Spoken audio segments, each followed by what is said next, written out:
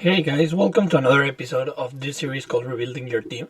As we're back in the MLB in a team in a different situation than the previous two, as we're focusing on the Kansas City Royals. I promise my next team will be in the National League as I've been doing only American League teams. Since winning the World Series against the Mets, this team has been bottom feeders, but have had some bright spots over the years. So we're trying to make them contenders again. This team has some great prospects and all-star caliber players like Whit Merrifield and Salvi Perez, but also has a lot, and I mean a lot of holes. As always, all the stats are from Fangraphs, Baseball Reference, and Baseball Savant. The contract and prospect rankings are from Spotrac. As always, our off-season plan starts with 5 steps. First, we need to get starting pitching help. One of the holes I talked about is the rotation, so this offseason we're getting at least one starter, but maybe two to help this. We also are calling up Bobby Witt Jr. as we have the number 3 overall prospect in MLB. He's ready and he should be and will be our opening day shortstop. The third step will be to get bullpen help as the Royals struggled a lot last season in close games because the bullpen imploded in the later innings, so we need some help. We have a lot of guys under control on our bullpen, so we won't redo the bullpen or blow it up, but we will add some pieces. The fourth step will be to sign a power bat, because aside from Salvi Perez, we don't have pop. And as this free agency class is still loaded, we're getting someone, probably a lefty. And finally, we need to continue developing our prospects. Aside from Witt, we have a lot of prospects ready or almost ready, so we need them to keep developing. The first signing will be a lefty starting pitcher in Yusei Kikuchi. In 2021, he had a 4.41 ERA, giving him a 94 ERA+. He raised his case and limited the long ball better, but he struggled a lot. Is he an ace? Of course not, but he will help us. He had a 1.7 WAR, so he's around average there. And the past season he had a 3.85 xFIP, so he was kind of unlucky, and had a 15.2 K minus walks percentage. He only needs to limit the hard hit a little bit, well, at least he's not giving up home runs. So we're giving him 2-year deal for $12 million. Our second move of the offseason will be another starting pitcher, as we're bringing back Zack Rinke. Of course, he's not the Cy Young version he used to be, but he still helps, and he can finish it where it all started.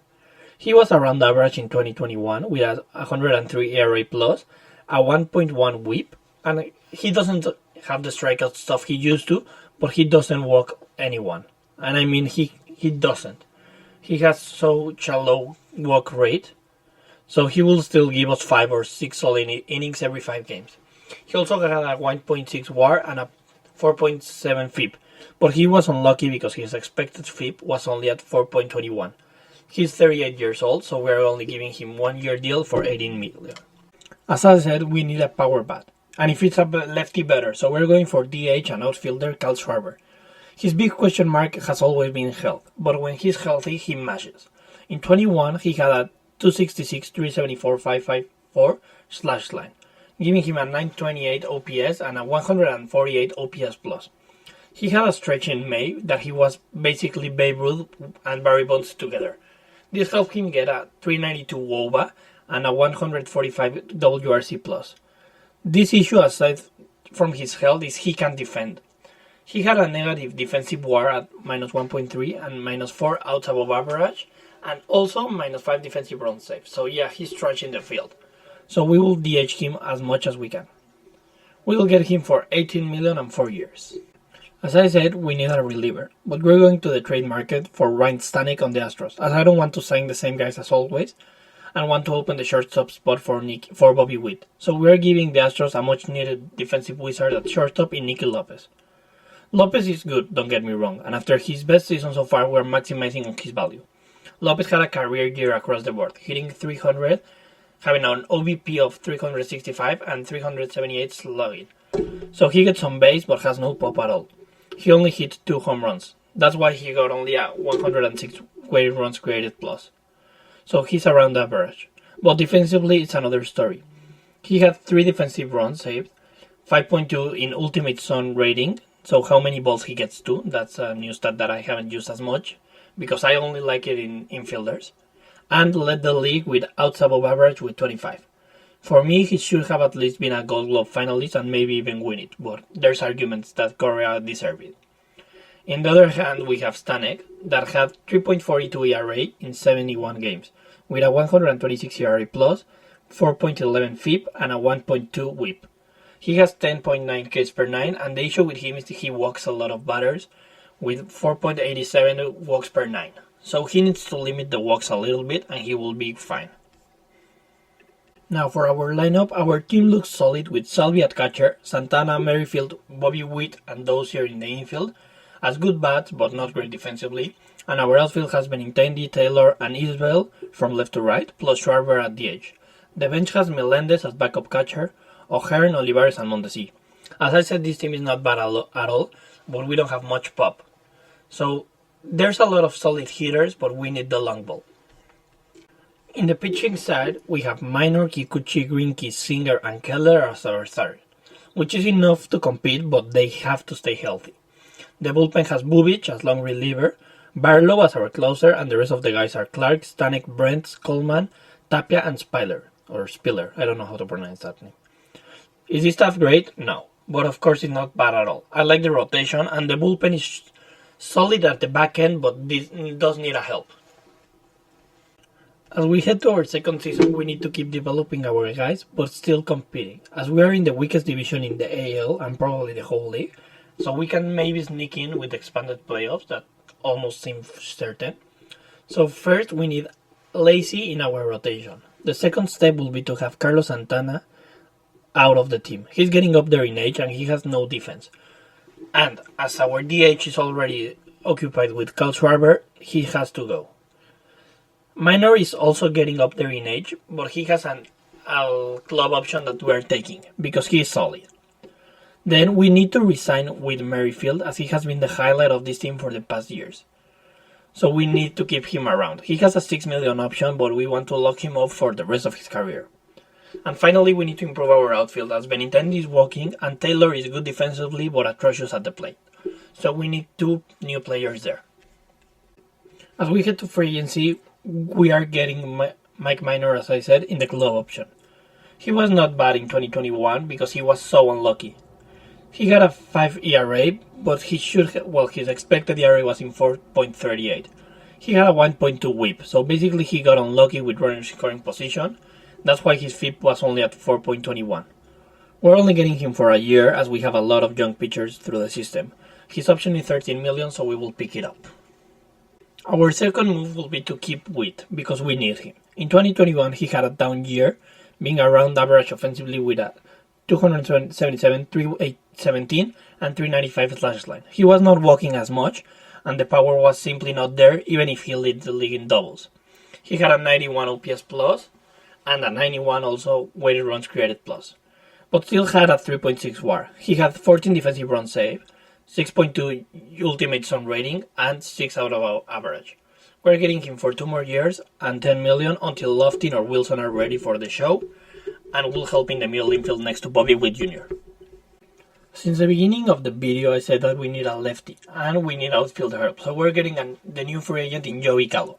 I do think he will resign with the Yanks at the end, but as always, this is best case scenario, so we're getting him for 8 years and $24 million a year. In a down 2021 year, he had a below 200 average, 351 OVP, and 458 slugging. That's what he does. He strikes out, he walks, and he hits home runs.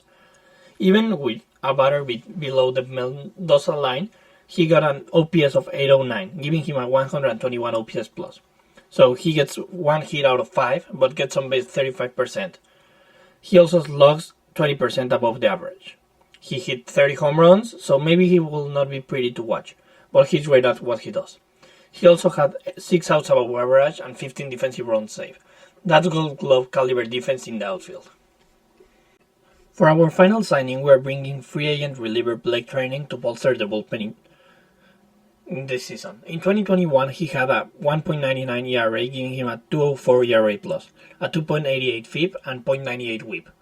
This with 10.6 Ks per 9 and leaving on base 80% of the runners he had. So he's great under pressure, and we're getting him for 3 years and $12 million each. He may even be the closer or a setup. We will figure out that down the line. For our final move, we're back on the trade market for our new center fielder, as the free agent market is weak in this position. And we have some prospects that we can move. We're going for the Pirates center fielder Brian Reynolds. He has control until 2026, so he will be a little bit expensive. So we're giving them Michael A. Taylor, Eric Peña, that is our 6th round prospect, Austin Cox, the starting pitcher, that is our 12th prospect, and finally first baseman Vinny Pasquantino. I love Vinny as a prospect, but first base is covered by Nick Prano, so we won't need him in the future. Reynolds is worth it, even though if it is a high price, because he's a great defender and great hitter. He's a switch hitter, and that's always a plus. In 2021, he had weird defensive stats, as DRS hated him, but outs above average loved him. I don't like using ultimate zone rating in the outfield as much with infielders. He had -5 defensive run save and 7 outs above average. But offensively, there's no question that he's one of the top center fielders in the game. He had a 302, 390, 522 slash line with a 912 OPS, giving him a 146 OPS plus. He had a 142 weighted runs created plus. So that's really good. He had a down year in 2020, but we all know that mostly that doesn't count. And in 2019, he finished 4th for Rookie of the Year. At the end of 2021, he had a 6 WAR. So we want him in our outfield, specifically in the center field. Our lineup for the second season looks completely different, with Salvi at catcher, Prato at first, Merrifield and Witt stayed in the middle of the infield, and we call up Peyton Wilson to play third. The outfield looks great with Gallo, Reynolds, and Kyle Isbell from right to left, and Schwarber stays at DH as we keep our same bench. This offense looks great, as we have everything. We have contact, we have walks, we have power, and we also have a lot of strikeouts. But still, this team should be able to compete. Our rotation keeps Minor, Kikuchi, Singer, and Keller in the same spots as we bring up Lacy to cover up Rinke, as he retires or becomes a free agent or whatever, but we're bringing up Lacy. The bullpen stays practically the same, except we added Blake Trining as a late inning option to close down the door. Well, there you have it, guys. As always, I went a little bit over the top in the second year, but we still have some of our prospects in the minors, especially the pitchers, and I really like how this team ended up looking. So I hope you enjoyed it, and as always, let me know which team would you like next to see, and see you next time.